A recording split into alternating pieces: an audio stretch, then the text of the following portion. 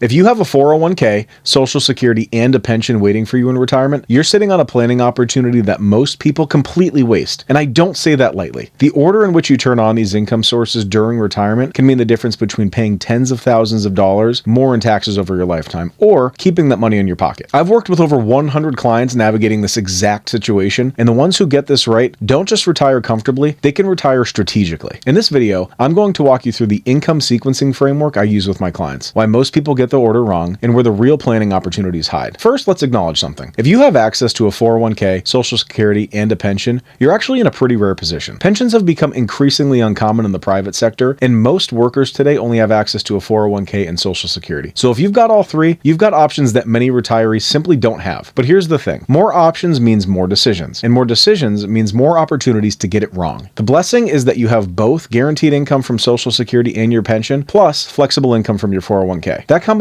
gives you real planning power. The challenge is that each of these income sources have different rules, different tax consequences, and different timing considerations. And when you layer them on top of one another without a strategy, you can accidentally push yourself into higher tax brackets, trigger Medicare surcharges, and leave significant money on the table. So the goal isn't just to collect all three benefits. The goal is to turn them on in the right sequence so they complement each other instead of compounding your tax burden. Here's the pattern I see constantly with people who come to me for help. They retire, and their first instinct is to turn everything on at once. They start their pension immediately because it's available. They claim Social Security at 62 because they figure they've earned it and they might as well start collecting. And they leave their 401k completely untouched because they want to let it keep growing. On the surface, that seems logical. Get your guaranteed income flowing and let your investments compound, right? But in practice, this approach often backfires, sometimes dramatically. Here's why. When you turn on your pension and Social Security simultaneously, you're stacking two taxable income sources on top of each other right from day one. And then a few years later, when your required minimum distributions kick in from your 401k, now you've got three taxable income streams all hitting you at once. Suddenly, you're in a higher tax bracket than you were during your working years. Your Medicare premiums spike because of your IRMA surcharges,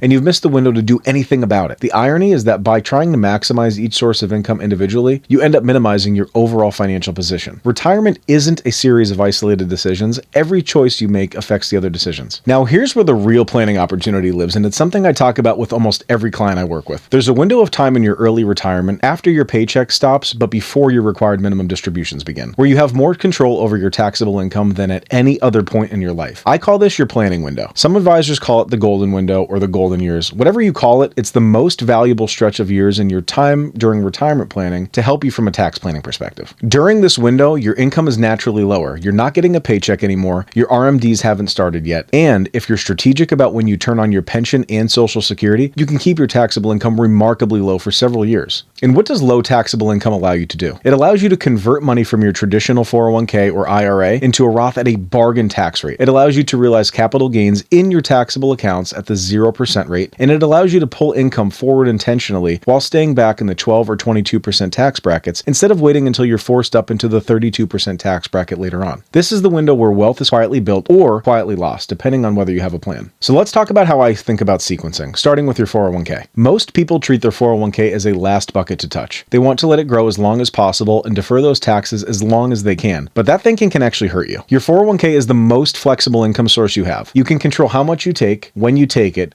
and you can adjust based on market conditions, tax brackets, or spending needs. None of your other income sources give you that level of control. Social Security has fixed claiming ages and fixed benefit amounts based on when you start. Your pension typically has a set start date and a set monthly amount, but your 401k, that's an entirely different story. That's in your hands. In many cases, I recommend using your 401k as a bridge, drawing it from strategically in those early years of retirement to cover your living expenses while you delay your other benefits. But of course, it depends. This does two things. First, it lets your Social Security benefit by growing roughly 8% per year until age 70. That's a guaranteed increase you can't get anywhere else. Second, it creates space for your Roth conversions while your income is low. This, of course, reduces the size of your future required minimum distributions, and it saves you potentially thousands of dollars of taxes over your lifetime. Your 401k isn't a last resort. It's a strategic tool, so use it that way. Now let's talk about your pension, because it plays a different role in this framework. A pension is valuable for one primary reason. It removes uncertainty. Unlike your 401k, where your income depends on market performance and withdrawal decisions, a pension just shows up every month for the rest of your life. That predictability is worth a lot, especially for peace of mind. But here's when people get tripped up. Just because your pension is available doesn't mean you should turn it on immediately. If you retire at 60 and start your pension right away, you're locking in a benefit amount that might be reduced for early claiming. You're also creating taxable income during the exact exact window when you want your income to be low for Roth conversions and other planning strategies. On the other hand, if your pension is large enough to cover your essential living expenses, starting it early might allow you to delay Social Security all the way to age 70 without even touching your 401k. The right answer is it depends. It depends on your specific situation. How much is the pension? Is there a reduction for claiming it early? And does it have a cost of living adjustment or is it fixed? All of these different benefits affect how your monthly income affects you. These questions matter enormously. The pension isn't just a paycheck, it's a planning lever, and how you use it affects everything else in your retirement income strategy. Of all three income sources, Social Security is often the one I recommend turning on last. And here's why. Social Security has something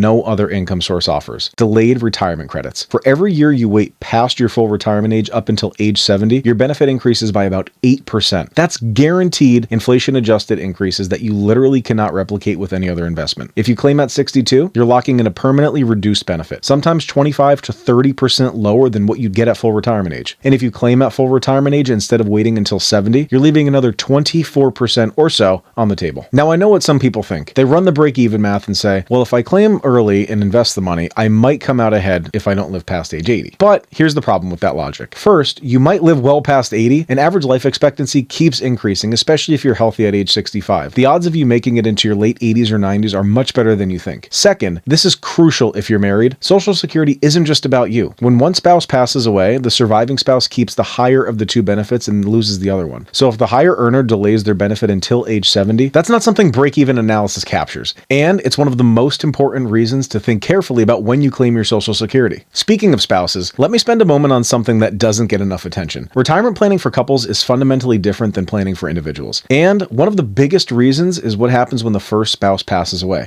When that happens, the surviving spouse doesn't just lose their partner, they lose one of the two Social Security checks. They often lose some or all of the pension income, depending on what survivor option was chosen. And on top of all of that, their tax filing status changes from married filing jointly to single, which means smaller tax brackets and higher taxable rates on the same amount of income. This is sometimes called the survivor's penalty or the widow's tax. And if you haven't planned for it, it can be devastating to your finances. So when I work with couples, we're not just optimizing for today, we're stress testing the plan against the death of either spouse. We're making sure that the pension survivor options are chosen intentionally, not by default. We're maximizing the higher earner's Social Security benefit because that's the one that will survive. This is uncomfortable to think about, but it's essential. A good retirement plan accounts for the fact that one of you will likely outlive the other by several years, sometimes a decade or even more. So let me put all this work together in a general framework. And I want to be clear, this isn't a one-size-fits-all prescription, but your specific situation matters, but this is the thinking process I use with clients. Step 1, assess your planning window. How many years do you have between when you stop working and when your required minimum distributions take place? That's your opportunity zone. Step 2 is determine your income floor. What are your essential monthly expenses? What is the minimum income you need to cover all of the basics? This tells us how much flexibility we have to work with. Step 3, map your income sources. What's your pension worth if you start immediately versus delaying? What's your Social Security benefit at 62 versus full retirement age versus age 70, and how much do you have in your 401k and what withdrawal rate would be sustainable? Step 4, design the sequence. In most cases, this means using the 401k strategically early in retirement, potentially starting the pension to provide stability and delaying Social Security. This makes retirement much more feasible and allows the surviving spouse to get the higher benefit. Step 5, layer in tax planning. Use the low income years to do Roth conversions, harvest capital gains, and reduce the size of future required minimum distributions. Every dollar you convert at 12 or 22% is a dollar that won't be taxed at 32% later on. Step 6, stress test and adjust. What if the market drops 30% in a year or two? What if one spouse passes away earlier than expected? What if tax rates go up? A good plan isn't rigid, it's resilient. I want to leave you with this thought. The decisions you make in retirement about income sequencing aren't minor tweaks. They're not optimizations at margins. For many people, we're talking about the difference between your surviving spouse living comfortably or struggling to make ends meet after you're gone. These are high stakes decisions and they deserve much more than a default approach. So that's the framework I use with clients who have multiple income sources going into retirement. Now you understand why the sequence matters, where the real planning opportunities hide, and how to think about coordinating your 401k, pension, and Social Security so they work together instead of against each other. But here's the reality. Actually implementing this takes time, expertise, and a deep understanding of your specific numbers. You need to model dozens of scenarios, understand the tax implications of each decision, evaluate pension survivor options, protect Social Security benefits at different claiming ages, and stress test everything against market volatility and longevity risk. Even even with all that analysis, without experienced guidance, it's easy to miss opportunities or make decisions that cost you significantly over the long run. So if you'd like help building a retirement income strategy that's actually optimized for your situation, not just a generic approach that treats each situation in isolation, click the link in the description below to book a call with me today. We'll look at your specific numbers and see if I can help you turn these income sources into a coordinated plan that maximizes your benefits, maximizes what you keep, and protects the loved ones. I'll see you in the next video.